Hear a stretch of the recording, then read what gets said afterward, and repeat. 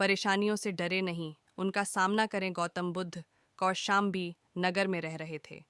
वहाँ की रानी गौतम बुद्ध का अलग अलग तरीकों से अपमान करती थी। रानी ने अपने कुछ लोग बुद्ध को अपमानित करने के लिए और परेशान करने के लिए उनके पीछे लगा दिए थे। रानी के आदेश पर वे सभी लोग बुद्ध का विरोध कर रहे थे, लेकिन बुद्ध ने किसी से कुछ नहीं कहा। उस समय बुद्ध के साथ उनका एक शिष्य भी था। उसका नाम था आनंद। आनंद ने बुद्ध से कहा, मैं लगातार देख रहा हूँ कि ये लोग जानबूझकर हमारा अपमान कर रहे हैं।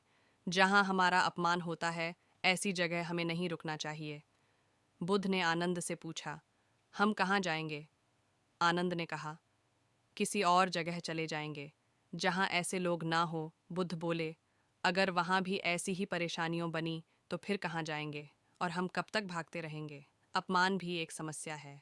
हम अहिंसा, धैर्य के साथ विनम्रता और शालीनता से ऐसे लोगों का सामना करेंगे।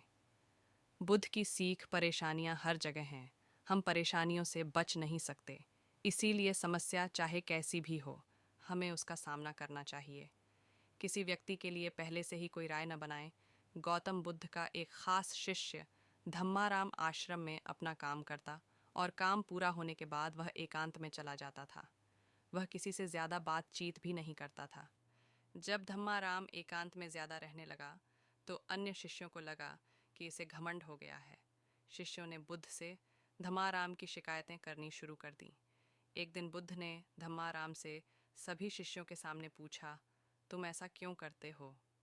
धम्माराम बोला, आपने कहा है कि कुछ दिनों में आप ये संसार छोड़े देंगे, तो मैंने ये विचार किया है कि जब आप चले जाएंगे तो हमारे पास सीखने के लिए क्या रहेगा। इसीलिए मैंने ये तय किया कि मैं एकांत और मौन को समझ लूँ, ठीक से सीख लूँ। ये दो काम आपके जीते जी मैं करना चाहता हूँ। बुद्ध ने अन्य शिष्यों से कहा, तुम सभी ने देखा कुछ और समझा कुछ। तुम्हारी आदत है कि तुम दूसरों की बुराई करते हो, इसीलिए तुम सभी ने धम्माराम की अच्छी बात को भी गलत रूप में लिया। बुद्ध की सीख, हमें किसी व्यक्ति को ठीक से जाने बिना उसके बारे में कोई राय नहीं बनानी चाहिए। अगर कोई अच्छी बात सीखना चाहते हैं तो घमंड छोड़ दें। एक दिन बुद्ध के शिष्य आनंद ने पूछा, आप प्रवचन देते समय ऊंचे स्थान पर बैठते हैं और सुनने वाले नीचे बैठते हैं, ऐसा क्यों? बुद्ध ने आनंद से कहा, एक बात बताओ, क्या तुमने कभी किसी झरने से पानी पिया है? आनंद बोला, हाँ, मैंने झरने से पानी पिया है। बुद्ध ने पूछा, तुमने पानी कैसे पिया? आनंद ने कहा, झरना ऊपर से बह रहा था, मैं झरने के नीचे खड़ा हो गया और पानी पी लिया।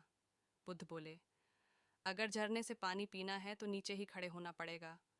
जो सत्संग, कथा या प्रवचन होता है, उसमें कहने वाला ऊपर बैठता है। उस कथा का संदेश ग्रहण